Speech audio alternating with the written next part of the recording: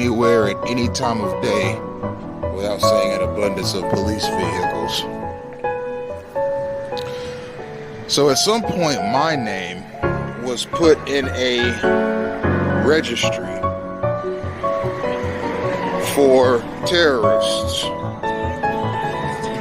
And the gang-stalking program I'm in is a counterterrorism program. And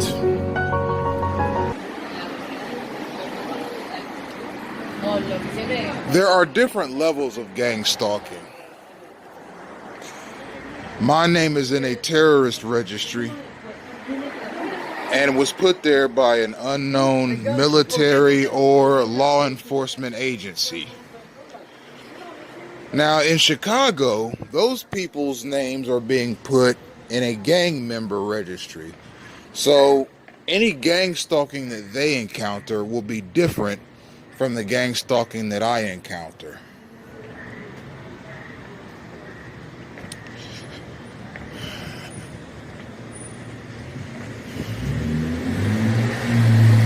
In the gang stalking that I encounter, I experience the upper echelons of gang stalking. The gang stalking I experience is non-stop, 24/7.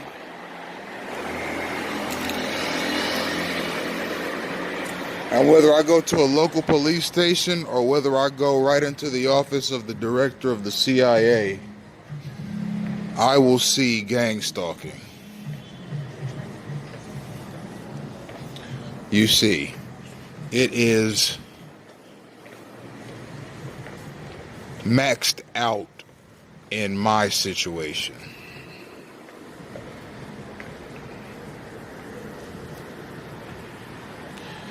You see. Now, my thoughts on the Chicago PD matter is this. If the Chicago PD, one of the most renowned police departments in the country, on account of their historicity, mind you, it was the Chicago PD that worked with the FBI to bring down Al Capone. And it was the Chicago PD that worked with the FBI to bring down many Chicago-era, Prohibition-era gangsters. And the Chicago PD is working with the FBI again to bring down the gang epidemic in Chicago. Now, gang, in this context, is something different than gang stalking. When we talk about Chicago gangs, we're talking about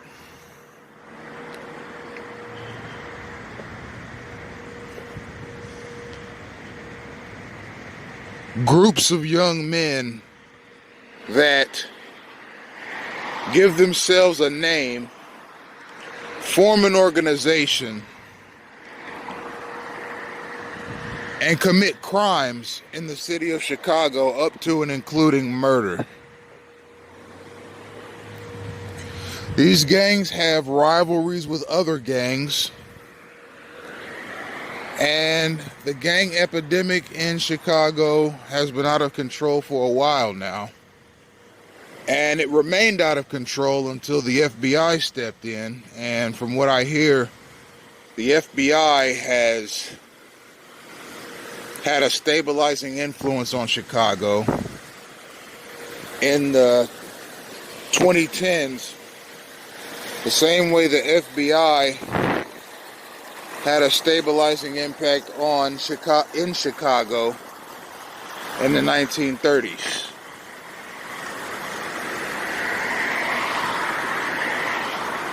Now, gang stalking is a whole nother animal. With gang stalking, a person is assaulted without being touched.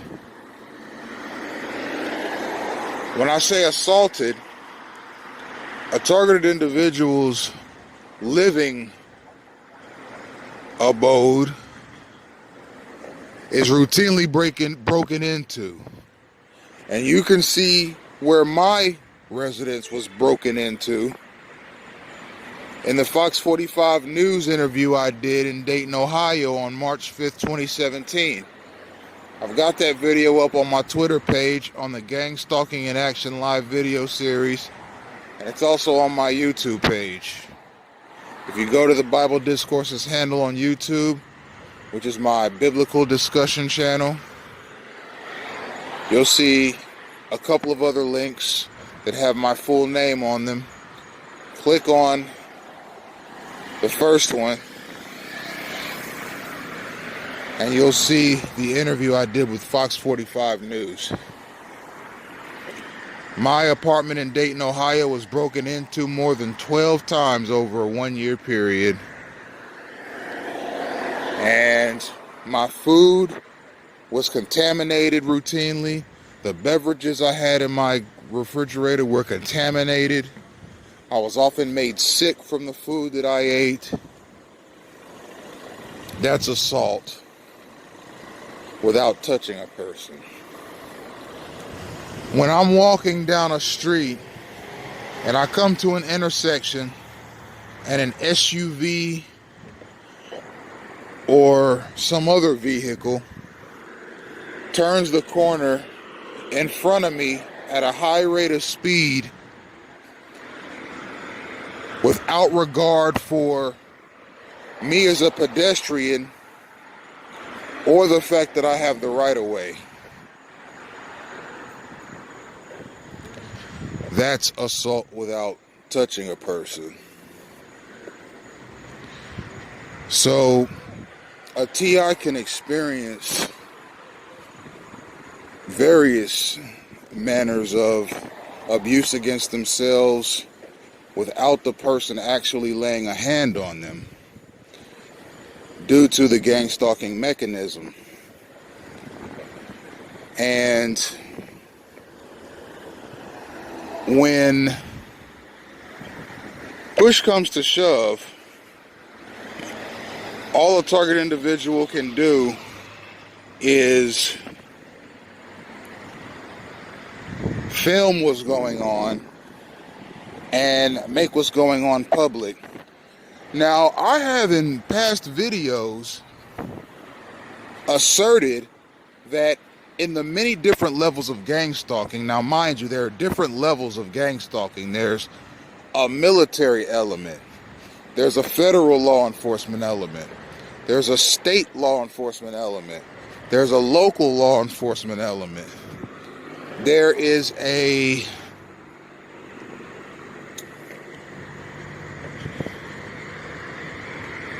church element. Okay, there's an ideological element. And there's a political element to it. Now, I can tell you one thing, the ideological element to gang stalking is population control. Gang stalking can easily hasten the death of a targeted individual by causing car accidents. People gang stalk you on the road while you're driving. By causing street altercations, gang stalkers often impose themselves physically on a targeted individual. And I've documented that at some length in my videos. There's ignorant hospital diagnoses and experiences, one of which I've talked about at some length in my previous videos on the corporate mechanisms of gang stalking. A targeted individual routinely gets subpar health treatment, and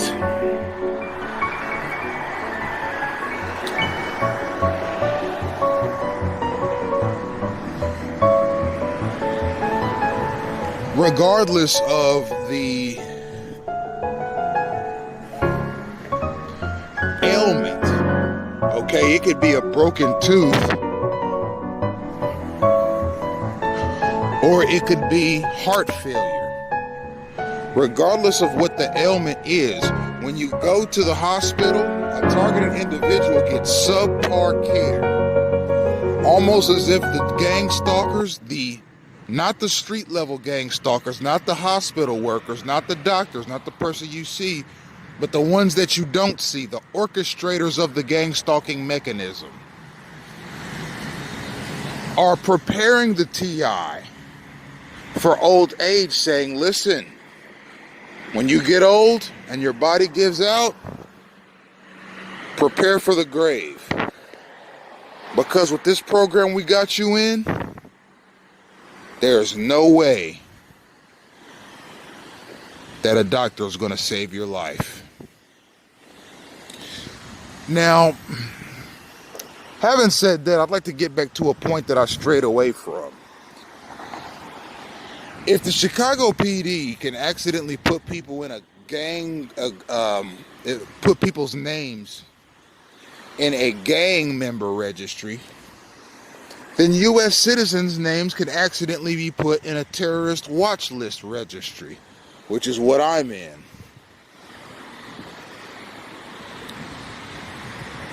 Now, the reasons that a person can be put on a terrorist watch list are numerous and very specific. There are specific criteria for a person to be put on a terrorist watch list.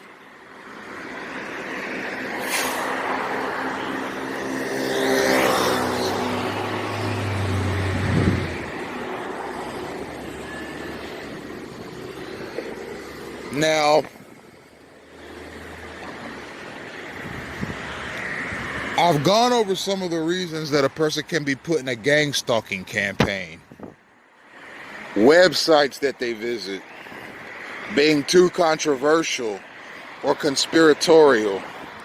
Things they say to their family or friends, being too controversial or too conspiratorial. Being in a nasty divorce. Whistleblowing against a corporation. Making the wrong enemy. Having an inheritance.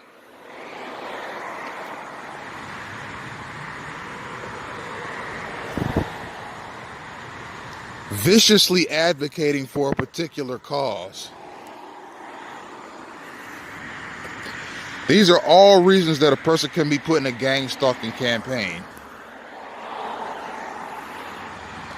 The only one of these reasons I can fathom is my reason for being gang stalked is the fact that I have an inheritance. And again, I have not seen any documents officially, but I was told reliably by family members that I have one. So,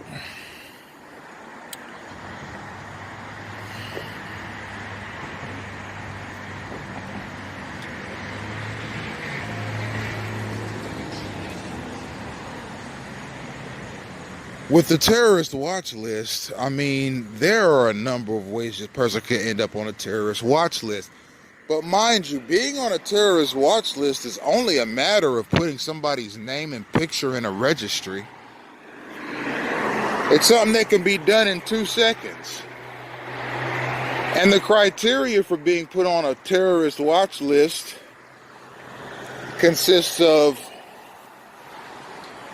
well, first you have to come from a certain country. If you have heritage of certain countries, it raises your probability of being a terrorist. For example, if you have heritage in Syria, Iraq, Iran, Palestine, Yemen, Jordan, Saudi Arabia, places like that in the Middle East, places that are very Muslim, places that have had numerous instances of expressed disapproval of the United States activity in the Middle East and the activities of Israel. If a person is from those areas, just being from those areas and living in the United States puts you at risk of being placed on a terrorist watch list.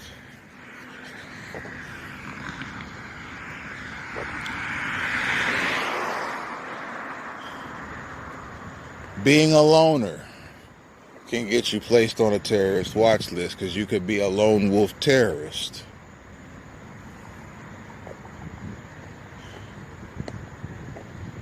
Being a loner can actually put you under suspicion of a lot of things, because the United States has had quite a few lone wolf terrorists in its history. That's a terrorist that acts alone rather than as a part of a group.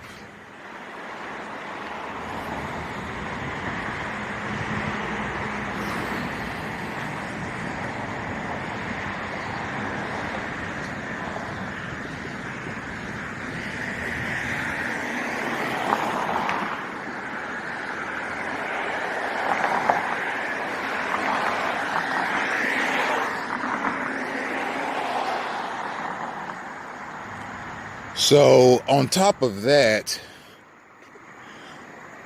if a person visits quite a few, if one of these Muslim people visits quite a few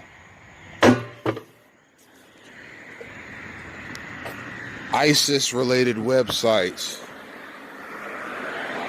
or if they speak about Osama bin Laden favorably online, or if they speak about al-Baghdadi favorably online, or if they speak about Adolf Hitler favorably online,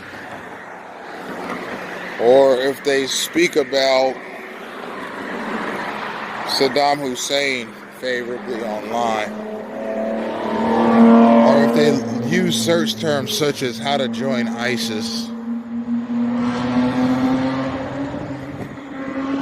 how to make a bomb, how to kill a cop, how to hijack a plane, how to blow up a U.S. Air Force base, stuff like that. A person can be reasonably expected to be placed on a terrorist watch list, and they'll be surveilled for terrorist activity.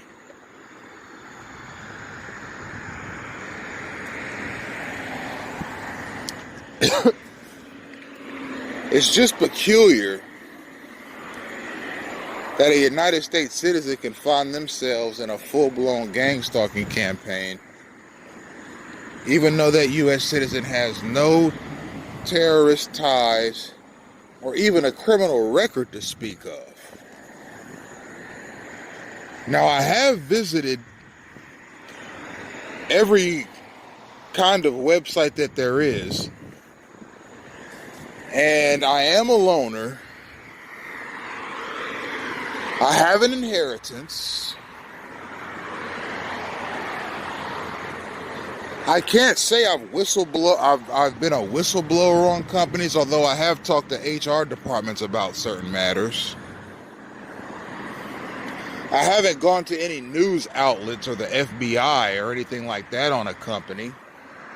Although I'm totally in favor of people doing that if ethics violations are hindering the progress of the company, its employees, and the community. I'm not in favor of corrupt business people expending their fortunes at the expense of tens of thousands of employees and hundreds of thousands of people in their communities. I think communities are better served by corporations that exercise corporate responsibility. So in that regard, I can't say I've blown the whistle on a company.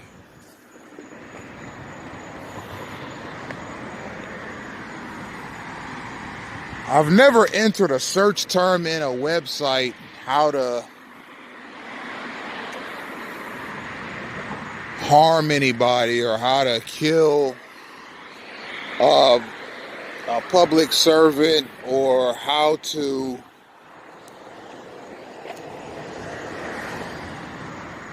make a bomb or anything like that.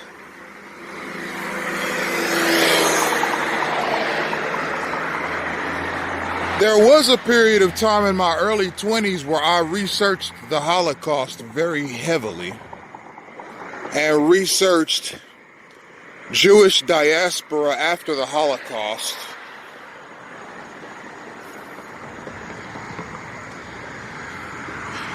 And in the process of researching these things, I encountered some conspiratorial websites that I found terribly entertaining in terms of the theories that they put forth about history in general. Not just the Holocaust, but history in general.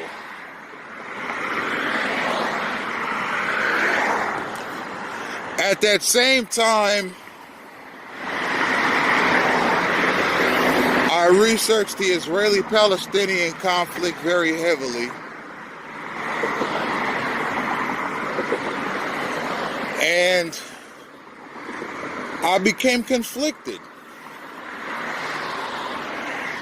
at the prospects that faced Jews in Palestine and the Palestinians in Palestine.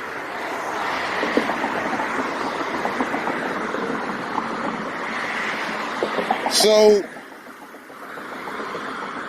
if a military agency or an intelligence agency or a federal law enforcement agency saw my search results, because I went in,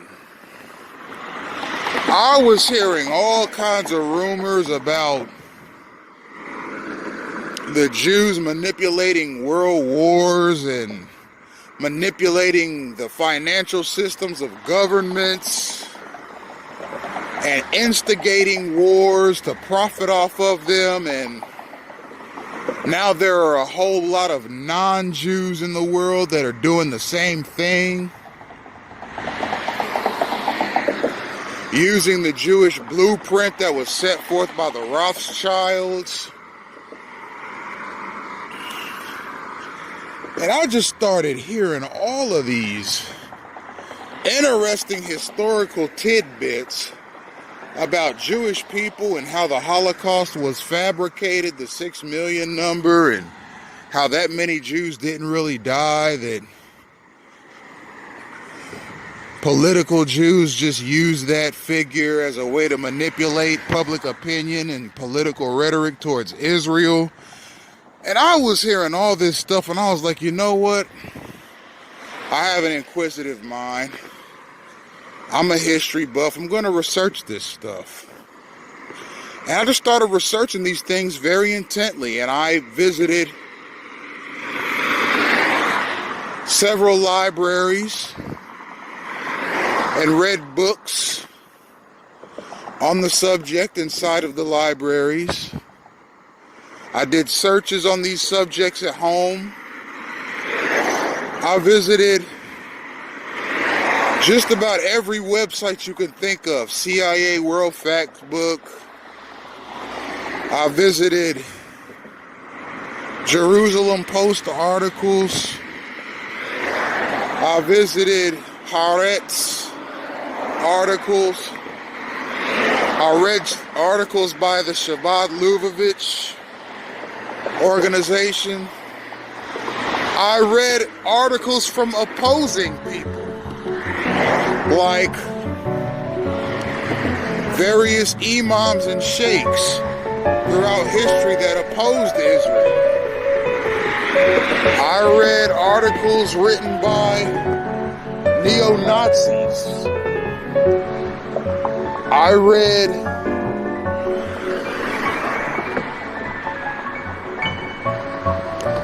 excerpts of Adolf Hitler's book Mein Kampf. And I visited general information websites like Wikipedia. So I did a very thorough investigation into Jewish history, but the history of the Middle East as well. And during this process, and I don't see the big deal. I'll admit this to anybody. I visited some conspiratorial